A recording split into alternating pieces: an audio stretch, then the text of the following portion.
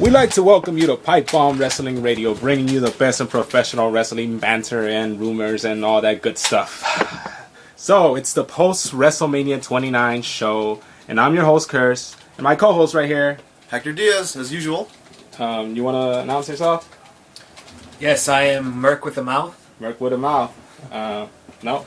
Okay. We have some audience members right here, but they're just in for the listening of this experience. Great radio show.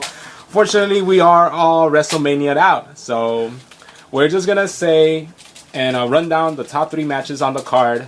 You know, pretty much the matches you paid for, in a way. And we're going to give our opinion on it. And then we're going to look into the future as to what is going to happen next now that the matches have been settled. And some conclusions came through that, well, I'll get to that later on. Okay, so first match we're going to run down is CM Punk versus The Undertaker. The Streak versus the best in the world. Yeah. Although it would have been nice if it was Streak versus Streak and Punk still had the belt. Yeah. But, you know, something had to give, right? Yeah, exactly. So, pretty much,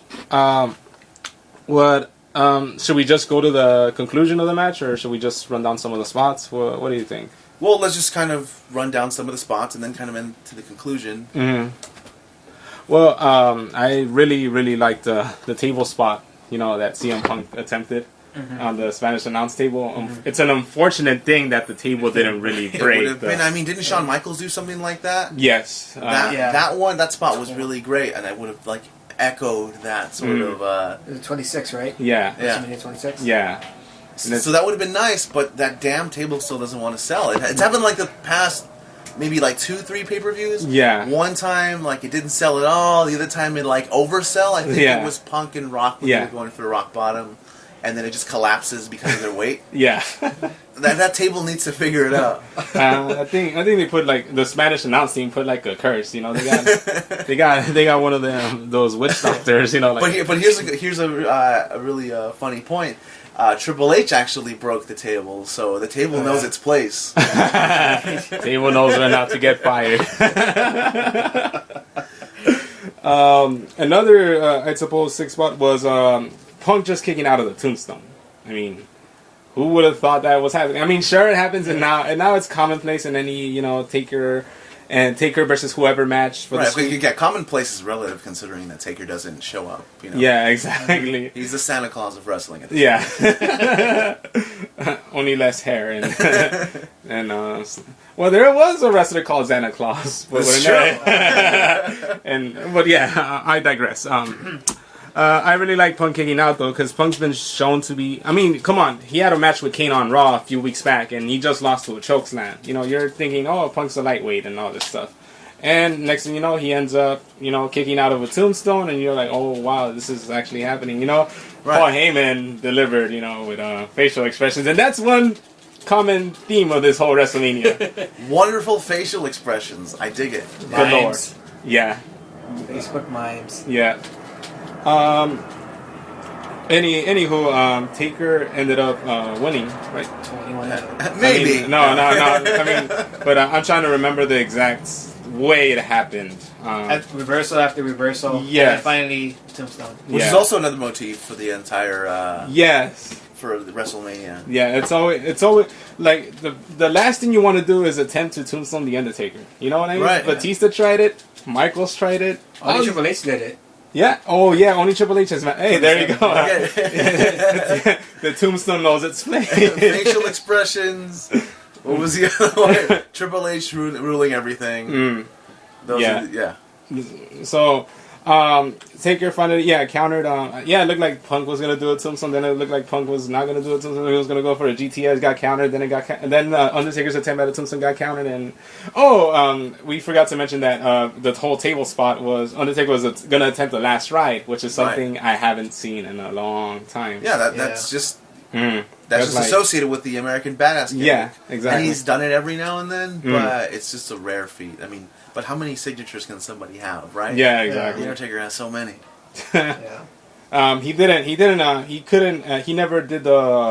never walked on the ropes. Old school. He never did old school. Can he? That's exactly the question. I think he did when he came back and when he did that surprise comeback, he did it. There were some pictures that he actually did it. Yeah. So in the house show matches, right? Yeah, in the house show, he actually did it. There were some pictures that he actually did it, and there's actually a video of him doing it. Mm-hmm. And so, I think he could still do it. It's just that I guess he wanted Punk to. I thought when Punk did it, I thought that was it.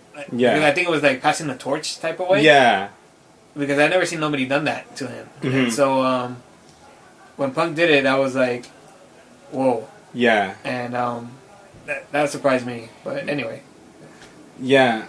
Heyman was really into the match as well. Yeah. Right, and that's what's great about Paul Heyman. He can sell anything. Yeah. Yeah. 2 3/4. Just 3/4 more seconds and you're in to win. Yeah. Oh, that Heyman. So Taker ended up winning 21-0. I guess it's well known what's gonna happen with Taker. You know what I mean? He's gonna go off into the limelight, and also something we haven't mentioned is that he got the urn back. Yeah, he got and he got perfect closure to this this Paul Bearer story. Yeah. And he just descended down into hell, where all those hands were reaching out. And it's like, such a lovely way to end the story, right? As for Punk, though, what do you think it's in Punk's future now that? Well, I've read reports that Punk is going to take some time off. Mm-hmm. So he's not going to be in the WWE picture for some time. Mm-hmm. The timetable, I really don't know. Mm-hmm. But he might only be out for maybe a few months. Mm-hmm. I can picture him being back by SummerSlam. Mm-hmm. But there's that even bigger question, what happens when Punk is there. But we'll get to that a little later. Yes, exactly. And what do you think is going to happen with Taker and Punk? Just their futures. I think for Taker, you could see that he's not going to come back until like another year. Mm-hmm. But if Raw or something, they're going to have like a special, he might appear again. Mm-hmm. Like last time. Mm-hmm. But I don't know. I kind of doubt that they're going to have like another Raw big celebration this year. Mm-hmm. But and for Punk, that's going to be hard for true Punk fans. Yeah.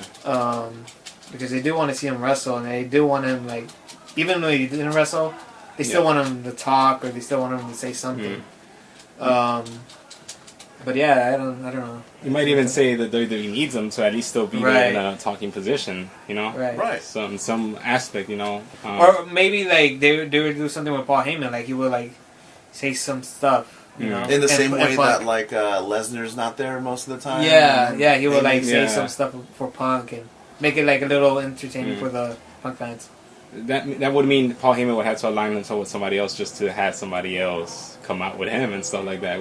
Just can't have Heyman show up for a non-sequitur segment these two wrestlers that are not even here tonight. So that's a pretty good idea though. Have Heyman just acquire more talent, under his wing. Right. And I like that idea. Speaking of which, Heyman stayed there as Brock Lesnar came out to face Triple H in the following match. Mm-hmm. And now, Shawn Michaels was there as well, supporting his buddy. And Shawn Michaels threw himself in the line of duty a few times, which was one of the coolest spots of that match. Mm-hmm. But general thoughts? You got to hand it to Paul Heyman again. Mm-hmm. Yeah. I think this might be like a Paul Heyman praise show. But he got super kicked. What else is there to say? And he had a nice flop along the way. Yeah. And then that really pretty set up the stage to actually get the win for Triple H, right? Mm-hmm. Yeah. And that was perfect. I mean, I think I'm glad it lasted longer than I thought it was, because I really did think it was going to end with the Kimura lock that Triple H had applied to Brock Lesnar himself, Right, because that took so long. It seemed so drawn out. It almost felt like last year's WrestleMania with The Undertaker. Mm-hmm. It was like, okay, it's going to end now. It has to end now, and it goes on for so long that you almost want it to end. Mm-hmm. But hey, it didn't, and it was a good reversal. Mm-hmm. And then they kind of extended a little longer. Mm-hmm. Yeah, what's not to love? But steel steps are the bane of Brock Lesnar's existence. Yeah, Extreme Rules last year. Yeah, there you go. He lost because of that. Cena ate him onto the steel steps, and that's the way He should just not bring him inside the ring, I'd say. What are your thoughts on the match? I think it was great. I was expecting a little bit more. I was expecting like more blood, since Brock Lesnar bled on Raw. Yeah. That one time. Yes. I was expecting a little bit more, and I was expecting like a little bit more weapons. And also I was expecting they would do some more spots on the ramp and all that stuff. Entrance. But all in all, it was still good. And I'm glad that, Triple H won, and he's going to continue on with career. Kind of, right? Kind of, yeah. I came out of I came out of a semi-retirement just to not go into full retirement, I guess. Right. Now I'm going back into semi-retirement again. Yeah. I'll show up when I want. No big deal. Yeah. Like I had a crazy idea floating in the back of my mind. I'd say it's crazy because Shawn goes on record as saying that he's never going to step inside a ring ever again, right? Right. But I had a crazy idea in my mind that maybe Shawn was going to cost Triple H the match and say you're trying to still live to this past glory and stuff, and I had to put you down, you know what I mean?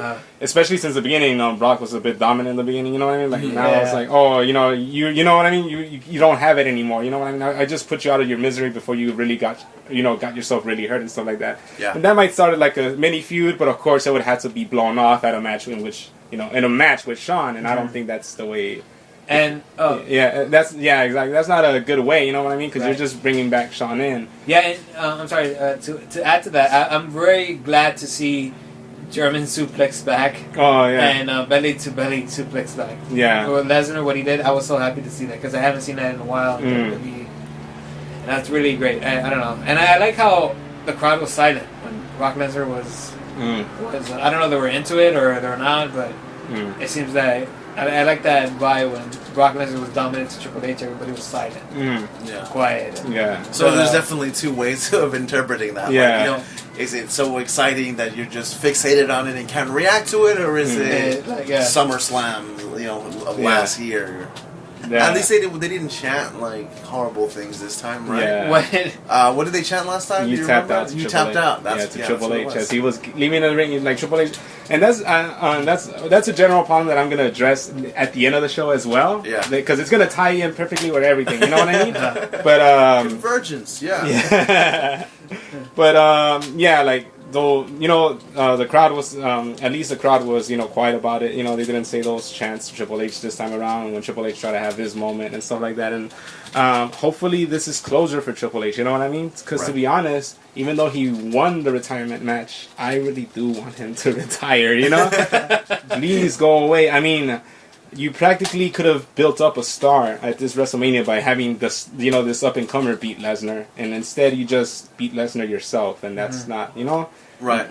And it's like, wow, that's not, what I mean? It's like, but I think those plans were made when Lesnar had that 1 year deal. Now that he's got an extension, I'm sure they're going to throw younger talent at him just to build that up. Right. Yeah. So I mean, I'm pretty sure they planned this, as soon as they signed Lesnar, which was. The day after Mania. The day of Mania, which is technically today, right? Yeah. So I'm sure they had that into consideration, but now that they have the extension, they'll throw in, some up and coming face. I can't think of one right now for some reason. That's a big problem. We'll address that at the end of the show. So that's the future plans for Lesnar, up and coming talent. What about Triple H? Like, what do you see in the future for him? I mean, I can't think of any other match that he'd be interested in, in wrestling. So the retirement thing would have made sense. Yes. But I'm sure they'll bring up something. Maybe they might bring the whole, McMahon-Helmsley faction, not that thing in particular, but the feel of, this corporate drama. Because I think that's the only thing they can really do now that Triple H is going back. I mean, did you notice that he was just sporting the leather jacket instead of the suit now? Yeah. He meant business, but I'm pretty sure the next time we'll see him around, he'll just be wearing have a suit. Yeah. Corporate Triple H. Yeah. Right? Pretty much. And what are your thoughts on both Lesnar and Triple H and their futures right now? That's a I don't know. For Lesnar, I can see they need to give him new talent and stuff like that to build them up a little bit and build the new talent as well. But for Triple H, I can't think of anything. I think that idea of the corporation thing I think that's a good idea. That's all I could think of. Mm-hmm. Yeah. And hopefully that's the way it actually happens. It comes to be. I mean, can you picture Triple H as like some sort of manager? Not as a manager, but I could. How do you manage though? Like, I don't know. I mean, just up and comers. I can picture like a Sandow or something. Mm-hmm. Sandow? Yeah. Or just Team Road Scholars in general. Mm-hmm. Yeah, as a matter of fact, yeah. I mean, that's the only. But then, yeah, and that would actually be a good way. But that would imply that Triple H would actually have to be a heel. You know what I mean? And Yeah. I don't think he wants to be a heel anymore. You know what I mean? I think he wants to revel in the adoring glaze of fans and Definitely. the glances of fans. There you go. Yeah. So Light bulb idea. Johnny Ace. Johnny Ace. You insert Johnny Ace and Triple H, and they've had something going on. Maybe Exactly. they'll have some sort of a match via two other superstars, and maybe they can go from there. Actually, that's a good idea because I could throw in so many names, Right. and so many names and an easy way to screw over Triple H, or whatever, and then that's when Triple H has to start at the bottom, like a certain song says. Yeah. And but I totally like those ideas, and with that in mind, we're going to go to the main event, WrestleMania. Main event in name only? In Is name it safe only. to say? In name only, but I have a belief that I said it last year, I do believe the WWE title should close, Right. Regardless it's of only fitting. Yeah, Not like Cena. Well, I mean, Cena was in this main event for the most part. When Punk had the belt, Right. you Yeah. had Cena closing out a bunch of which pay-per-views. which is total bullshit, Yeah. That's total bullshit, like and unfortunately I'm not gonna swallow my words, WWE champion has to close out the show, and unfortunately now it's John fucking Cena, and I guess you could already tell, like I'm not. We'll let the two co-hosts talk first. Because I'm just gonna. My mind's going a mile. Yeah. Like I get where you're coming from, but at the same time, I think John Cena hasn't had the belt for like 2 years. Yeah. Right. So it's kind of refreshing. I mean, it's something familiar. But just because you haven't seen that in such a long time, it's like, oh, okay, maybe I can have that. I mean, having said that, I would have really liked a heel turn for Cena. Right. That would have been like, okay, I have the belt. You've seen John Cena with the belt before. Why is it important, or why should I care? Oh, well, maybe because he's a heel. But I mean, he did have some sort of heelish tendencies throughout that match. Like the last thing I can remember that separate from this match was like way back when in like January 2012 when he was feuding with Kane, and Kane was telling him to embrace the hate, and they had that like really awkward like stare down at the camera. Again, we're going back to like the weird expressions in WrestleMania. But that was the only thing. But in this match, you see him mocking The Rock's moveset when he was doing the people's elbow. It was just like the laziest hand gesture. Yeah. And it was pretty funny. It was almost like CM Punk against The Undertaker. So there was that, but he's not quite there yet. Yes. Right? Because he's aware. To be a heel is to be aware that people don't like you and just embracing that. And John Cena's already doing that. But you need to go a little bit beyond that and actually maybe do bad things. Right? Exactly. And I think that's go ahead, Merc with a mouth. Speak your mind, and then. That match was boring. Hell. I was expecting the same thing. I think if it would have made the match interesting in the end if Cena would have turned heel, because that match was boring as hell. So to me it was so damn slow. I remember The Rock. I was mentioning this. I remember The Rock was fast. He was really fast in his prime, like 2000, 2001, 2002. And I think from the whole body he got kind of slow. And it was reversal after reversal after reversal, and it was kind of like tiring. I don't know. I was kind of falling asleep over the match. But yeah, it would have been very interesting if Cena would have gone heel. Yeah. I would have Because it's been a while since he was heel. Yes. I think, what, 2003 he was heel? Before he actually blew up. Right? Yeah. Exactly. He turned face. And 2004 when the Big Show. Survivor Series 2003. 3. When it was Team Angle against Team Lesnar. The two sole survivors for Team Angle were Chris Benoit and John Cena. I mean, and John Cena was a surprise entrance. Don't say Chris Benoit. Huh? Don't say Chris Benoit. Who? And it's exactly that's it's been such a long time since you've seen John Cena heel, and not even that, because even during that whole run, I mean his 2004 year, even during that run, he was still a bit heelish. I mean, he beat Big Show by using the chain at WrestleMania 20. That's true. Yeah. That's something people forget about, He wasn't the, All-American babyface just yet. Right. It was around the summer of 2005 when he just... And exactly, I think the catalyst was the Marine movie. And as soon as that Marine movie came out, that's when this whole gimmick changed. He was no longer the rapper. Right. And he was just that clean-cut, burgers and fries, apple pie, all that stuff. A virtual do-gooder. Exactly, and I mean his character has suffered because of that, and Definitely. And going to that, I think WWE is just too fucking scared. They just lost their balls. They're too afraid to turn them heel, Mm-hmm. I'm pretty sure it was the same situation, or maybe it's John Cena. Who knows, Right. Like, I'm sure they have audibles to, be able to tell, Right. oh, I'm gonna hit you, Rock. I'm gonna hit you, Rock, and just, hear the crowd boo and stuff like that, Yeah. And I'm pretty sure Cena probably, he probably backed out of it, and when they were talking at the end of the match, it's like, oh, I'm pretty sure the Rock was asking him like, oh, you're gonna hit me with the belt now and stuff like that. I was expecting that the way Cena was holding the belt. Yeah, I was like expecting, okay, he's gonna hit him. Yeah, and next thing you know, he didn't hit him and stuff like that, and it's like. The match, first of all, did drag on, but at least the spots that mattered, at least they were still kind of entertaining, Yeah. But I mean, it was that match was a showcase of how just limited, as Booker T likes to say, John Cena's skill set is. He did that fucking 5-knuckle shuffle like a good 6 times, Yeah. It's I mean, like that. The match can be split into basically 2 parts. It was one, just a bunch of grapples, which really don't get the crowd going.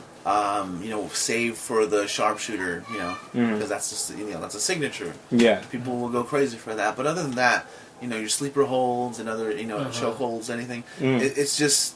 It won't do anything to build up the match, and that was that first portion. And that second portion was just the constant reversal of signature moves, where Cena goes for the AA, Rock goes from behind, tries to get him in the rock bottom, People's elbow. Oh, how somehow we countered that to like an SDF. Yeah, and then he just kept going for a while. Mm. I mean, but granted, those particular spots were important and were entertaining, but the match as a whole was a little diluted. Yeah, and with that in mind, I mean it's just I'm just happy for the first half of the WrestleMania, which it's unfortunate, we're not even talking about what in my opinion is the actual good part of this year's WrestleMania. It's unfortunate we're not talking about the very decent, Alberto Del Rio and Jack Swagger match, Right.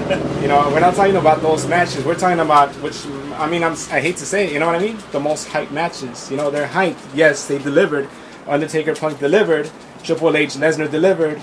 And no, Cena and The Rock did not deliver. But those other 2 matches did deliver, and I mean, the outcomes were predictable, you know what I mean? Right. Even the Cena-Rock match, we all knew Cena was going to win. We just wanted him to win a certain different way that they displayed him, Right. And it was almost like a mirror image. Yes. With the exception of that one spot that basically ironically mirrored the ending of the first match, where Cena tried to do the people's elbow, and he held on. He held on to the ropes because he knew, right? He learned. The implication is that he learned from last mistakes. year. Yeah. And I'm like, oh shit, and then it still ended up being a rock bottom, and still ended up being a Cena, kicked out, alright, whatever. But I was just waiting for that moment. You see Johnny Ace running down the ring or something like that, like the Vince McMahon WrestleMania 17. Maybe it's my fault for living in the past and, relying on such, things, right? Yeah. But I just don't think it really delivered. You know what I mean? That match did not deliver, and there better not be a fucking rubber match. That's all I'm gonna say. You want to have a rubber match? Have it on Raw. I don't even want to see it on SummerSlam. That's how pissed off this match got. Yeah, You know what I mean? It's safe to say that because there's technically no bad blood. Yeah. Like they finished amicably. Mm-hmm. Both superstars held their hands. And some sort of victory. Yeah. A moral victory. Yeah. Yeah, exactly. It's like It'll seem too forced at this point. Like, you want a rubber match? Okay, I'm just gonna throw these two superstars. But I just, but the last time I saw these guys, they were happy and that this was over. So I don't see it happening. Exactly. But then again, it's WWE. They might as well do it sometimes, right? Yeah, but I just hope that rubber match, doesn't happen so soon, Yeah. And we'll talk about John Cena at our last segment, our WWE Ifs, right? But right now, let's discuss the future of The Rock. And what do you think is going to happen with The Rock? I'll start it off this time. Yeah, go ahead, Lewis. I saw him kind of thanking the fans and stuff like that, and other than posing for the pictures with John Cena and stuff like that, he kind of seemed kind of somber a bit, Right. He might not wrestle again. That's pretty much it. You know what I mean? It's not. It's hard to say. You know what I mean? I don't think he's gonna be around as much as he was these last few years. You know what I mean? Yeah. I just get that general feeling from The Rock. Yeah, we might see another match from him. Maybe unless there's no rubber match. Yeah, but there won't be. That's a good point. Yeah. Who else does The Rock want to face, or who does he need to face? Exactly. Unless you have like a Rock Brock thing going on, you really don't. Yeah. So yeah, I do feel this is the end, of this whole Rock, this whole Rock run, like this Rock run that started in 2011. Unless there's a rubber match, I do feel it just came to a close, and now we'll just see Rock from time to time appear again and stuff like that. By the way, about 2011, The Miz was in the main event. And now he was in the YouTube pre-show. This is sad. Yeah. He won, by the way. He won the IC title. He won the IC title with a figure four. Yeah. With his head. Yeah, the nature boy, Michael Jackson. What are your thoughts on The Rock's future? Well, I kind of agree with you about that. That he doesn't have anyone else to face. Maybe in a couple of years he might come back once the talent builds up. Yeah, I can see that. Yeah. I don't know who, but if the next great superstar, I'm going to say Dean Ambrose, just because I like Dean Ambrose. If he becomes one of the top maybe 5 superstars, I can see The Rock coming in and giving him an ego check. Yeah. But at the same time, that's just a horrible mentality to have with the WWE, because it gives the impression to the current full-time superstars that no matter how good you are, we're going to bring this guy to just kind of knock you down a bit. Not even that. Your boss could just end up facing you just to get an ego boost. That's true. It's like, wow, really? Yeah. It's like, and that's the general problem that I've seen with the WWE. All I'm saying is I'm gonna miss out tomorrow's Raw, and I don't know if it's the same old thing, all over again. Then I'm glad I'm gonna miss it out, And I don't know, it's really weird, you know what I mean? I'm really, based off what happened, I'm really at a crossroads right now. Maybe I should cut back on viewing viewing Raw and stuff like that, or who knows? I'm just hoping it delivers, And Merc, any thoughts on The Rock's future? I have nothing. Nothing. Yeah. Yeah. I don't see any opponents for him. Yeah. It's I don't know, man. It's weird. I don't know. I guess this was a really big swipe at the fans, The whole it definitely was, especially the match with Ryback and Mark Henry. Everyone knew, or everyone thought Ryback was going to get the shell shock for the win, and it's oh wow, yeah. Henry could be lifted like that, and Ryback is this unstoppable force, and then all of a sudden you have a small swerve of sorts, and that kept happening throughout WrestleMania. It's been happening more often, just in general. Yeah. Where they WWE or creative are just sly, and they think that they know what the internet fan wants, and they don't give them that satisfaction. Yeah. Right? and that's totally sucks. I haven't been satisfied with a pay-per-view since TLC, to be honest. You know? you need that sort of swerve. Yeah. I mean, it's a WCW mentality, not giving the fans what they want. You know what I mean? A little bit, yeah. So. Alright. So I think they're leaving themselves vulnerable, you know, to another potential company just rising up and saying like, okay, you know, these people don't give you what you want, but we'll give you what you want. You know what I mean? Right. Because who could it be? Exactly. I don't know. I really don't know. But I mean, because when people wanted when people viewing WCW wanted Sting to take out the NWO, they didn't really get that satisfaction. You could even check the pay-per-views, you know? Mm-hmm. Right. Yeah, Sting won Starrcade, but just look at the ending. You know, I'm not even going to explain to you the ending and how convoluted it was, and you know how Sting didn't even get a hold of the title until Super Brawl, which was like February. So he won the title in December, but he didn't even really win it until February. You know, It's like that's or was it sold out? I keep forgetting, but you know, it's just messed up. You know. And at the same time, you had like, oh, you know, Austin is going to challenge Michaels, and Austin's going to be your hero, and Austin's overcoming the odds and stuff like that. And that's what fans wanted, you know? Mm-hmm. Fans don't want to fucking see John Cena overcome the odds anymore. Because he is, for lack of a better term, those odds. Yeah, he became the odds, yeah. You know what I mean? He's the top of the totem pole. He can't cheer for the top of the totem pole getting any higher. Exactly. Right. So... That's why, you know, the internet darling is CM Punk, because even though he's up there, he's still not at the very top, right? And there's still that implication that he can get higher. Yeah. So they're still rooting for the little guys, for, you know, in a sense. Yeah. And yeah, let's just with that in mind, okay, we'll just say that okay, CM Punk will be gone and stuff like that, and that's our WWE ifs, right? John Cena's champion now. Punk could potentially be gone for a few months. All these great legends, Triple H, you know, Brock Lesnar, Undertaker, they might be gone, you know? Right. The Rock might be gone. What's going to happen with the company now? Yeah, consider the fact that potentially in those 3 pay-per-view matches, only one superstar is going to remain. Yeah. Right? At least in the short-term scheme of things. Yeah. What can happen, right? Exactly. It's crazy. It's crazy to think we might have... You know, the next 4 months being dominated by just John Cena, you know? Right. It's unless a horrible year. Unless somebody else comes up or there's a good return.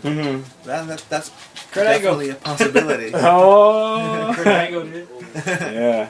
Hey, Rob Van Dam was at the Hall of Fame. Oh, yes. Yeah. Oh, man. That'd be horrible. Once Cena, I'll beat you again. Right. Yeah. Hey, I like that, you know? Yeah. Have a short run.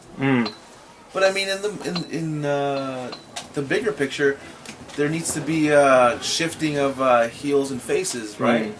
Because, who's the biggest heel right now? CM Punk, I'd say. Except for CM Punk. I mean, besides CM Punk. The Shield? The Shield.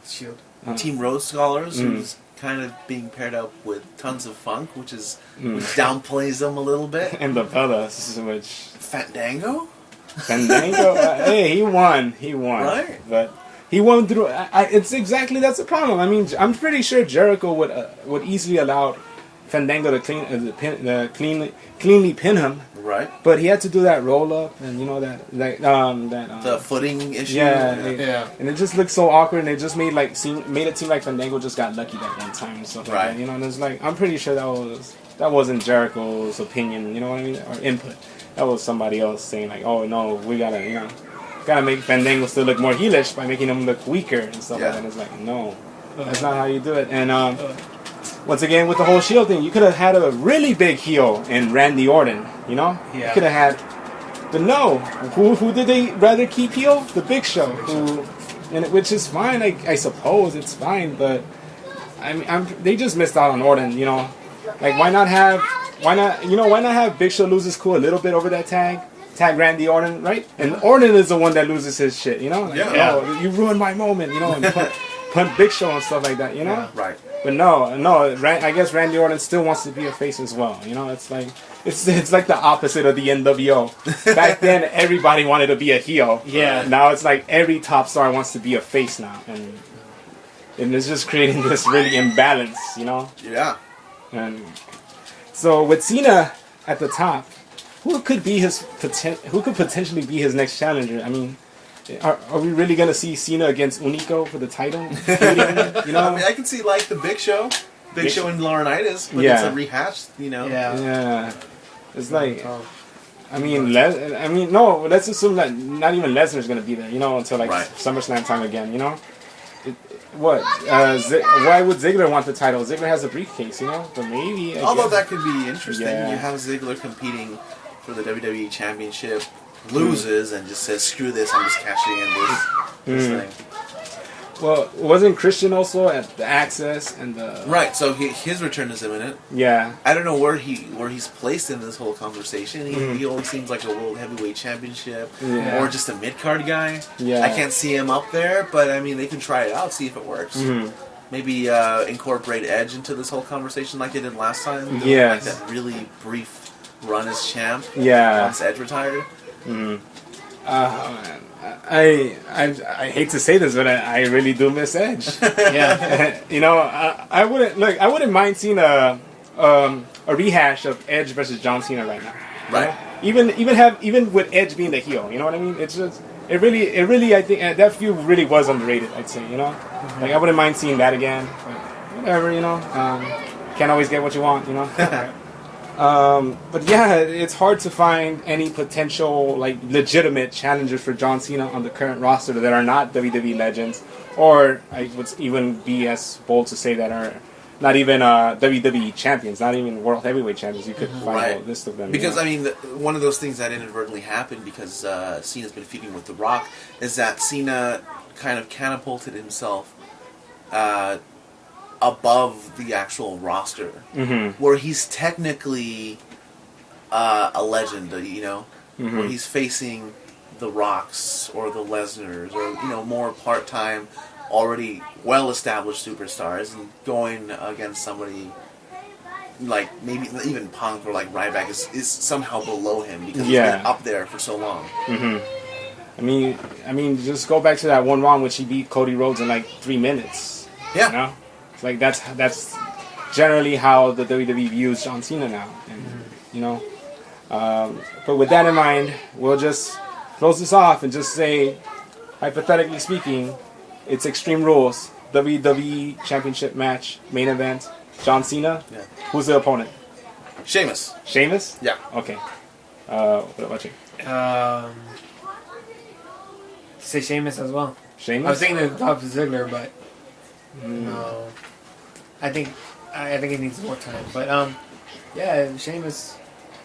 You can carry that whole like respect angle. It's kind of weird. Like CM Punk had like his lack of respect, and John Cena might have this like over respect in the sense that you can still have a Sheamus as a face, but he does so many things that are like more towards like a traditional heel. So you can have that. You know, you can have a match like that, and just in the same way that The Rock and Cena, there was no clear-cut heel. You can have Cena and Sheamus. Yeah. I like that. Yeah. Here's hoping. Yeah. But in the benefit of not all of us saying Sheamus, right? I'm just gonna, based on statistics, I'm just gonna say Swagger. Cena and Swagger. That's a good one. You know, because and I mean, I could make up a reason like, oh, you know, Zeb Coulter could challenge for the other title now and say like, oh, the people don't even like you, John Cena. What the people want is a champion like Jack Swagger and all that, right? And they said regardless of what's going to happen with Swagger, they're going to keep Coulter on there. Exactly. So, you know. Or Coulter could align himself with somebody else, you know. Right. But yeah, and I could see that happening, you know, and I could see that being the main event. And I really do think John Cena. No, I'm pretty sure. I'm hoping this is like, and this probably would be the smartest thing that we could do right now. He'll just yuck it up, you know. You know what I mean? Like, right. That could just work. like, you know, like, oh, you're bullying me or whatever, but I'm the champion and I'm a face, and he still thinks he's a face, but he's already doing heelish things and stuff like that, you know, in all his matches and stuff like that. But oh, you guys love me. Just have him be delusional, you know what I mean? Yeah. I just want to see that, you know. That's the only real redemption that could happen with John Cena's character. Yeah. With that in mind, any final thoughts, closing thoughts on this whole thing? I'm a little disappointed in the Shield match. because they've had a bunch of Excellent. excellent like 2 matches that they've had, but they've been really good. But other than that, WrestleMania was okay. Yeah. It didn't live up to the hype. Yeah. But things that get so blown out of proportion hardly ever do anyway. Yeah. Final thoughts? Yeah, I think this WrestleMania was really good. I like how there was a lot of newcomers in the first WrestleManias. I'm happy that The Undertaker won. I'm a big Undertaker fan. Yeah, it was a good WrestleMania. My final thoughts are just thank CM Punk up in heaven. No, but really thank goodness for just the first half of that show. That first half really brought the shocks and really brought the matches that you usually associate with Mania. You know, the last few matches were also the same thing, but let's be real. They could have been on any other pay-per-view, and it would have just had a similar of an impact. You know, Right? They weren't really they didn't have the oomph that typical WrestleMania matches should have, or WrestleMania even main events should have. You know, Yeah. Like, I'm pretty sure Jericho versus CM Punk from last year had more of a bigger fight feel than Rock Cena had at the end of, Yeah. and that's just the sad truth, So, and with that in mind, is there anything you would like to show? Any Twitter pages, Facebook pages, or something like that, Merc? Yeah, just I don't have a Twitter page, but I have a Facebook page. Okay. Julio_Rodriguez88. All right. Julio_Rodriguez88. Okay. Hector Diaz. You can follow me on Twitter at I'm Hector Diaz. You can also check out my blog where I have a bunch of my work at IamHectorDiaz.com. Check out my my contribution to the Ann Arbor Review of Books. It's an ebook that we publish every 2 weeks at a2review.net. Don't forget to read my Bleacher Report articles. That's it for me. As for me, you could always find me on twitter.com/LoisCurse or find me on facebook.com/LoisCurse. Be sure to also check out the Pipebomb Wrestling Radio YouTube channel in addition to our iTunes. In addition to that, our own Pipebomb Wrestling Radio Twitter page. And of course... Yeah, you can find us at Pipebomb_radio. There you go. Our Facebook page is facebook.com/Pipebomb Wrestling Radio. Go check it out. Yes. Subscribe. Yes. Like, follow, yes. anything. Yep. Like us on Twitter. There was no writer, by the way, and that was New York, so I'm sure he'll job out tomorrow. But with that, we'd like to thank you for listening to this Pipebomb Wrestling Radio, and we'll see you next time. Let's just hope Extreme Rules is as good as, as Backlash was.